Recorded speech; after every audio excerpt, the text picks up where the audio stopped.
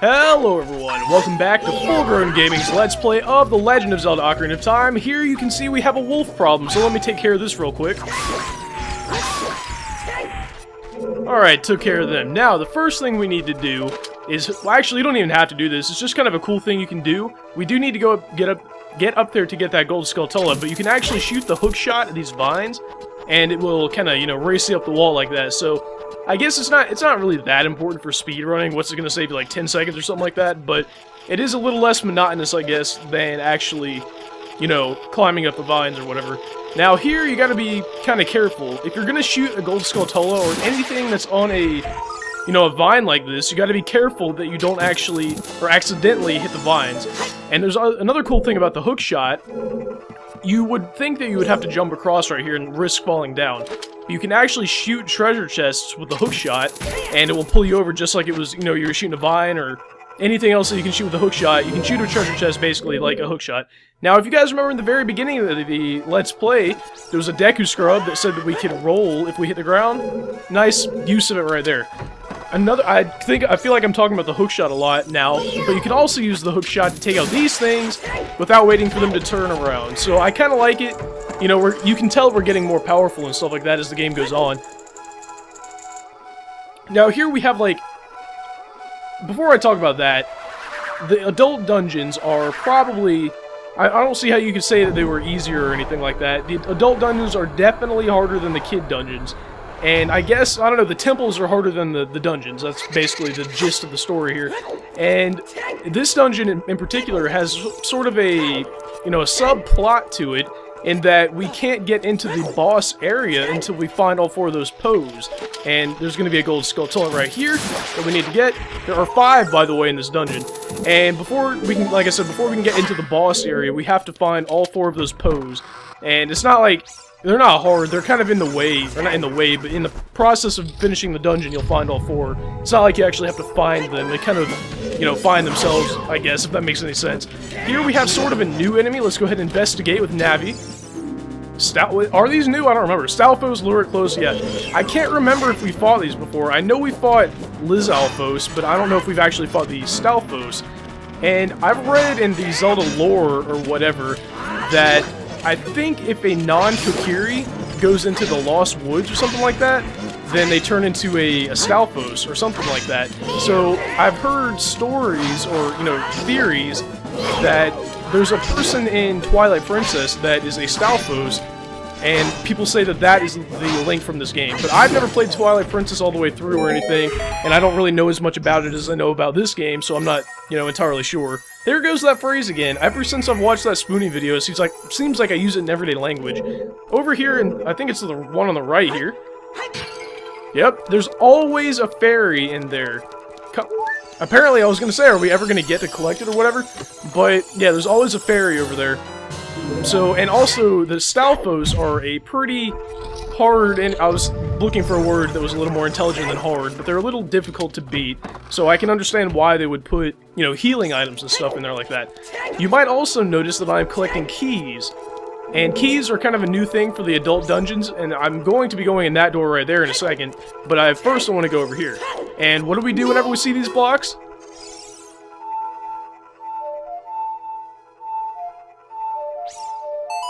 I failed very hard just there trying to play this. Now, I want to apologize for this episode being out so late, and the reason that is actually because I was in Gainesville again, but not really to look around. My uncle had some sort of a heart operation. It had like a triple bypass and stuff like that. So we were out in Gainesville, you know, doing that. So, I mean, of course you guys understand that, you know, stuff like that's going to come before. See, that's what I'm talking about. If you accidentally hit something other than whatever you're shooting at, you can put yourself in danger. But yeah, that's where I was yesterday. So hopefully this video is not too late for you guys. If you guys are watching this in the future, you'd be like, well, it was always here, so whatever. Anyway, there's also a cool thing you can do here. I'm not sure if you're even supposed to go up here right now, but there we go. I'm waiting for that Skulltula to not look at me.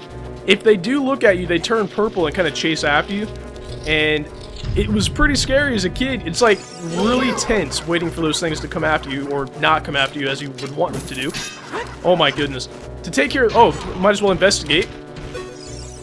A blue bubble, we have to guard against this blue flame with the shield. I didn't know, actually, that you could, you know, take out the blue flame around them with your shield like that. I've always just hit them with the hook shot. If you hit them with the hook shot, or apparently, you know, shield bump them, they will lose that blue flame around them, and you can take them out with either a sword, or, you know, a bow, or whatever. Now here, I think this is going to be the map. So predictable. Like I said in that one episode, I'm pretty sure the map is pretty much always the first big treasure chest you get in a dungeon. Except for, you know, Jabu Jabu's belly, where I think the boomerang was the first thing we got in there. Here, I'm not sure what the point of this little puzzle setup was.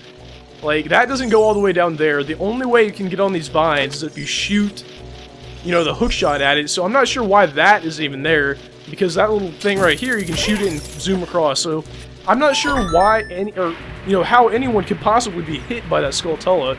Because, like I said, you shouldn't be over there anyway. Alright, so is it this room? Yeah, it is. If you guys remember at the beginning of the episode, I said something to the effect of, you can hit, you know, treasure chests with your hookshot and be pulled over to it. This is one of those cases, and it's kind of hard to get over there, I think. And what I like to do is actually shoot the left side of it. If I shoot the middle or the right side, usually I fall off, but you can see that I made it without any problem. In here, though, is a heart. Like, it's not even useful. I mean, it's kind of useful, but not what you would think maybe, you know, would be in there for all that work. Luckily, though, there is a gold Skulltula. And, oh my, this guy just does not want to die, does he? I know I wasn't hitting him, but still.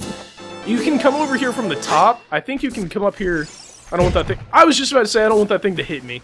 I think you can get up here from jumping down there. There's a door that'll take us there later in the temple. But if you can go ahead and get it now, you might as well. That switch that I hit up there, you know, up there, lowered the water level if you didn't see. If you try and come in here without doing that, it won't work, obviously. And even if you could, you can't open treasure chests underwater for some reason. So, if you went to the ice cavern first, I believe you can go to the ice cavern first to get the iron boots. Actually, I'm not sure if you can or not. I can't remember if King Zora, because King Zora right now, no spoilers or anything, he's actually frozen in some ice. So I'm not sure if he's blocking the entrance to the ice cavern or not, but if not, I don't see any reason why you couldn't. Anyway, moral of the story, if you try and go down there with the, you know, like, if you were thinking about a speed run or something like that, and you thought you could put maybe the iron boots on and go down there and not have to worry about that whole thing with the switch, it doesn't work. Alright, so now that we've done that, I believe we need to come over here, and we're going to be using our first key in the entire game, I think.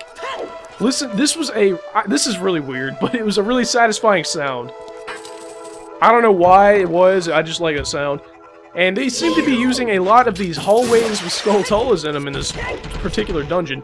And I forgot to mention how in that one place with that switch, I liked how they, you know, it was an open outside room. I wish I'd shown you guys the sky while I was in there, but I forgot. Here we have sort of a little puzzle. I kind of like this puzzle. I mean, it's really the first one that kind of challenged. Does Link have an earring? I just realized, after all of these years of playing the game, I just looked at Link, and he has an earring, so that's kind of weird. I guess Rauru, you know, changes our clothes, gives us ear piercings. Anyway, the puzzle's not that... I mean, it's not hard or anything, but as far as... I can't think of any other puzzles that we've done so far that were quite this difficult, as I'm doing air quotes. But as far as all the puzzles we've done so far, I would say it is probably the most difficult.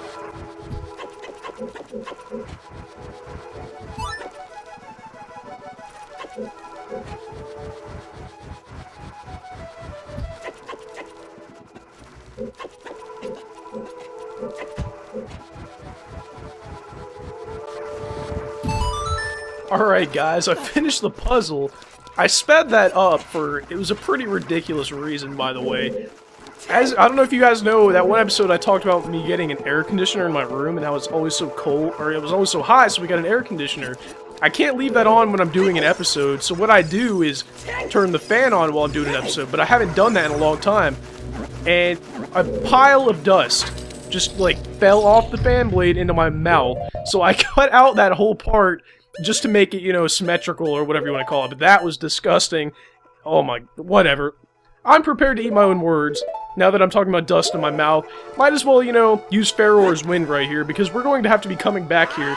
And look how much magic that takes, that's ridiculous. I'm not sure if that's as much or more than Din's Fire. I can check real quick, though. Oh my, Navi, you don't have to tell us every 2 seconds. Like, that's why people complain. Yeah, look, it uses the same amount of magic power as, you know, Din's Fire, but that's why people complain about this game sometimes, is because of Navi. Every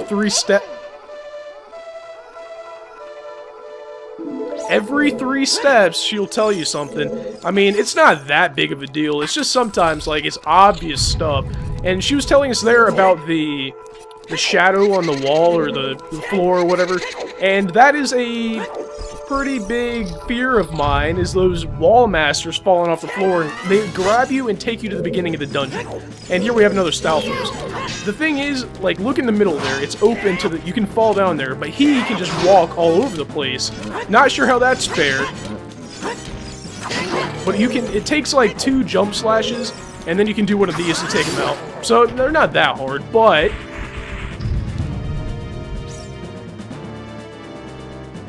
they throw 2 more at you. And I like how when they come into the frame or whatever, like into the game, I guess, when they materialize, they're like Paper Mario almost. They kind of like, I don't know how to even explain it, really. Oh, this guy. There we go. Now, like I said, why? I don't know if you guys noticed that slowdown when I killed the Stalfos, but I'm recording this on the Wii, so it's not like I'm using an emulator that can't handle it or whatever. I've never noticed that apparently whenever you kill a Stalfos, it makes the game lag. This, guys, is probably my favorite piece of equipment, or whatever you want to call it in the game. Fairy bow. I don't know what it is about this thing. Maybe it's just like, because it's like, I guess it's the most precise shooting thing we have. The hook shot's pretty straight, but it doesn't, obviously it can only go a certain distance or whatever. But the bow, it's just, there's something about the bow in this game that I really liked as a kid. And we have to use it pretty much right away in a puzzle. Let's go ahead and take the fairy bow out. And we have to shoot, of all things, not really even an enemy or anything. We have to shoot a painting. How exciting is that?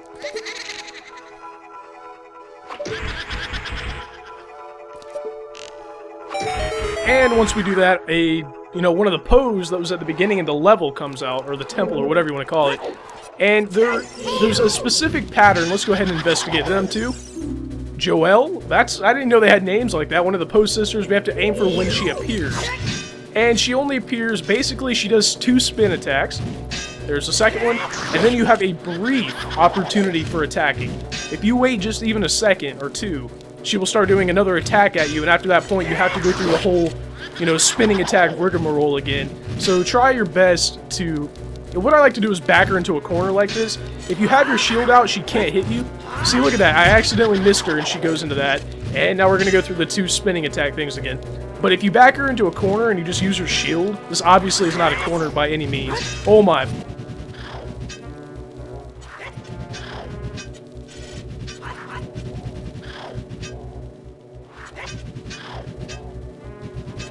Finally! That was so much of a fail right there that I can't believe it.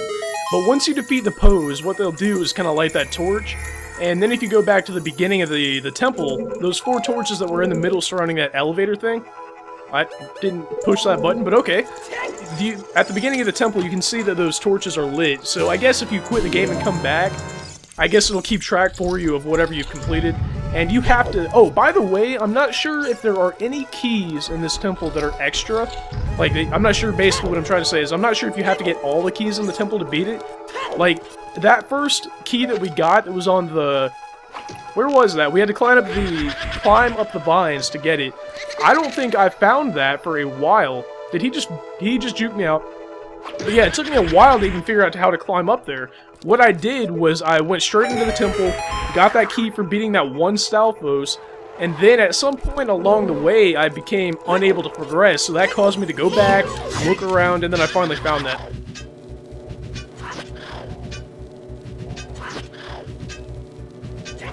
Luckily, she went down way faster, and unfortunately I forgot to look at her name there. But if the other one's name was Joelle, I'll just call her Betty because I'm not sure what her name was. Let's go ahead and collect some arrows. I think this is actually going to be the compass.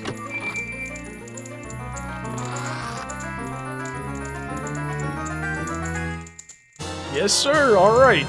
Now, actually, guys, I'm going to go ahead and end the episode here. I hate ending it in the middle of a dungeon like this, and I really don't want to. But it's like... 11 o'clock at night, and I really want to get this episode out, and also people are going to bed at my house, and I still live, I mean, next week when I go to college, obviously it won't be a big deal, but as for right now, I don't want to be talking loud like this when everyone's in bed, otherwise I guarantee they'll come in here and interrupt. But anyway, guys, I want to thank you guys for watching this episode of Let's Play The Legend of Zelda Ocarina of Time, and in the next episode, we'll be able to see what's behind this door.